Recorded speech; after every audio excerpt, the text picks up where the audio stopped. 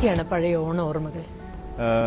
ഞാനൊരു 7 വയസ്സ് മുതലേ ചെന്നൈയിലുള്ളതുകൊണ്ട് ആ ഒരു പീരീഡിൽ വെച്ച് എനിക്ക് എപ്പോഴും ഞങ്ങളുടെ സ്കൂളിൽ ഒരു ബ്രേക്ക് ഉണ്ടാവുന്നുണ്ട്. അത് ഒരു മിഡ് ഇയർ ബ്രേക്കാണ്. പക്ഷെ എപ്പോഴും ഓണ സമയത്ത് അത് കറക്റ്റ് നാട്ടിൽ വരാൻ പറ്റുകയും ഒക്കെ ചെയ്യാറുണ്ടായിരുന്നു. അപ്പൊ എനിക്ക് തോന്നുന്നു ഞങ്ങളുടെ വീട്ടിലുള്ള ഓർമ്മകളാണെങ്കിലും അല്ലെങ്കിൽ മിക്കപ്പോഴും വാപ്ചയുടെ ഷൂട്ട് ചെയ്യണ്ടെങ്കിൽ ഞങ്ങൾ ചിലപ്പോൾ ജോയിൻ ചെയ്യാറുണ്ടായിരുന്നു. നാട്ടിൽ ഓണം ആഘോഷിക്കാൻ വരുമ്പോൾ അന്ന് സമപ്രായക്കാരായ കുട്ടികളൊക്കെ അവിടെ ഉണ്ടായിരുന്നു. ആ ഒരു ഓണം എങ്ങനെയായിരുന്നു കുട്ടി ദുൽഖർ ആഘോഷമാക്കിയിരുന്നത്?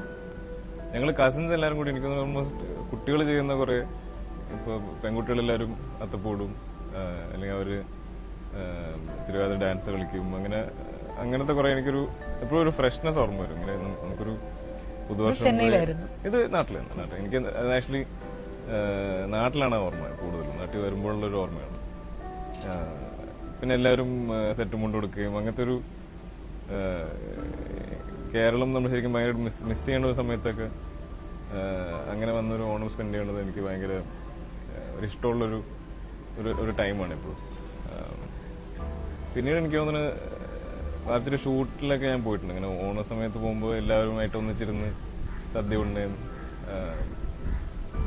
എനിക്ക് തോന്നുന്നു എനിക്ക് ചെറുപ്പം മുതലേ പച്ചക്കറി കഴിക്കാനൊക്കെ അത്യാവശ്യം മടിയാണ്.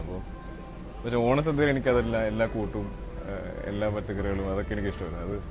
അത് അന്നത്തെ ദിവസം മാത്രം ഞാൻ ഭയങ്കരമായിട്ട് എൻജോയ് ചെയ്യും. എനിക്ക് അത്രയും രുചി പിന്നീട് ബാക്കി വർഷം പോലും എനിക്ക് അത്രയും തോന്നുള്ളൂ. പക്ഷെ ഓണത്തിന് അന്ന് എനിക്ക് അതിന് പ്രത്യേക ടേസ്റ്റ് ഒക്കെ തോന്നുന്നു. പായസം ഭയങ്കര ഇഷ്ടമായിരുന്നു.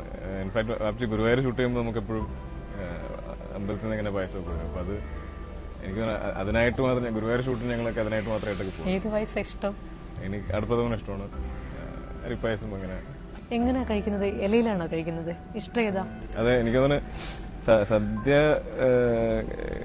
കഴിക്കണതിൽ ഏറ്റവും ത്രില്ല് അവസാനം കുറച്ച് പപ്പടവും പായസവും പഴമൊക്കെ ആയിട്ട് കൂട്ടി കുഴച്ച് ഇലയിൽ കഴിക്കാനാണ് ഇഷ്ടം. പിന്നീട് എപ്പോഴെങ്കിലും ഞങ്ങള് നാട്ടിൽ വരാൻ പറ്റിയിട്ടില്ലെങ്കിൽ ഉമ്മ എപ്പോഴും വീട്ടില് ചെന്നൈയിലെ വീട്ടില് ഓണസദ്യ ഒരുക്കുകയും അപ്പൊ ഞങ്ങൾ കുറച്ചുപേരുണ്ടാവും. ഞാനും മദറും സിസ്റ്ററൊക്കെ ഉണ്ടാവുള്ളൂ. കാരണം അബ്ജി എപ്പോഴും ഷൂട്ടിലായിരിക്കും. അല്ലെങ്കിൽ അപ്പൊ ഞങ്ങളുടെ ഫുൾ സ്റ്റാഫിനെ എല്ലാവരെയും കൂട്ടിയിട്ട് ഹെൽപ്പിനെ എല്ലാവരും കൂട്ടിയിട്ട് ആദ്യം അവർക്ക് വിളമ്പി കൊടുക്കും ഞങ്ങളെല്ലാവരും. അപ്പൊ ഞാൻ അത് എൻജോയ് ചെയ്തു. വിളമ്പാനൊക്കെ എനിക്ക് ഇപ്പോഴും ഭയങ്കര ഇഷ്ടമാണ്. വിളമ്പാൻ ഭയങ്കര ഇഷ്ടമാണ്. അപ്പൊ ഫാമിലിയുടെ കല്യാണമൊക്കെ ഉണ്ടെങ്കിൽ ഞാൻ വിളമ്പൊക്കെ ചെയ്യും. പക്ഷെ എനിക്ക് അത് തുടങ്ങി വെച്ചത് ഇതുപോലത്തെ ഉള്ള ഓണസദ്യകളിൽ നിന്നാണ്. ഓണക്കോടിയൊക്കെ മേടിക്കാറുണ്ടോ? വാപ്പച്ചി പണ്ടും ഇപ്പോഴും ഒക്കെ ഓണക്കോടി മേടിച്ച് തരാറുണ്ടോ?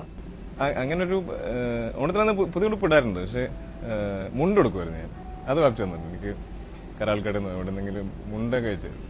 അപ്പൊ അന്ന് ഓണത്തിന്റെ അന്നത്തെ ഫുൾ ഡേ ചെന്നൈയിൽ അങ്ങനെ പുറത്ത് എന്റെ സുഹൃത്തുക്കളൊന്നും അധികം അറിയില്ല. മലയാളികൾക്ക് അറിയാം. പക്ഷെ അങ്ങനെ ഒരു അവർക്ക് ഫെമിലിയർ അല്ലാത്തതുകൊണ്ട്. പക്ഷെ മുണ്ടെടുത്ത ഫുൾ ഡേ ഞാൻ മുണ്ടെടുക്കുമായിരുന്നു. വീട്ടിലാണെങ്കിലും പുറത്താണെങ്കിലും ഒക്കെ ഇത് എടുത്തോണ്ട് നടക്കാൻ ഭയങ്കര ഇഷ്ടം. എടുക്കാറുണ്ട് ഇടയ്ക്ക്. പക്ഷെ പടത്തിനായിട്ടോ അങ്ങനെ എന്തെങ്കിലുമൊക്കെ. പക്ഷെ അതൊരു എനിക്ക് എപ്പോഴും ഒരു ഹൈലൈറ്റ് എന്ന് പറഞ്ഞാൽ മുണ്ടെന്നുള്ള ഓർമ്മ എനിക്ക് ഓണത്തിനുണ്ട്. ദുൽഖർ പഠിച്ചിരുന്നത് വെളിയിലൊക്കെ ആയിരുന്നല്ലോ. അപ്പം പ്രവാസി ഓണം അങ്ങനെ ഇരുന്നു? കോളേജിൽ പഠിക്കുമ്പോൾ അങ്ങനെ കുറച്ച് കുട്ടികളുണ്ടാവും. പക്ഷെ അങ്ങനെ ഒരു ഞാൻ പഠിച്ചത് അധികം അങ്ങനെ വലിയൊരു ഇന്ത്യൻ പോപ്പുലേഷൻ ഇല്ലാത്ത സ്കൂളായിരുന്നു. കുറച്ച് ഉണ്ടെങ്കിൽ തന്നെ നോർത്ത് ഇന്ത്യൻസ് ഒക്കെ ആയിരിക്കും കൂടുതൽ. പക്ഷെ ആ ഒരു എനിക്കപ്പോ നാട്ടിൽ നിന്നെങ്കിലും ഫോട്ടോസൊക്കെ അയക്കും. അങ്ങനത്തെ ഒരു പുതിയ ഉടുപ്പെങ്കിലും ഇടുക. അങ്ങനെ എന്തെങ്കിലും ചെറുതായിട്ട് ഞങ്ങളുടെ രീതിയിൽ ഒരു ചെറിയ സെലിബ്രേഷൻ ഒക്കെ നടക്കും. ഉണ്ടാവും ദുബായിലുള്ളപ്പോഴൊക്കെ എപ്പോഴും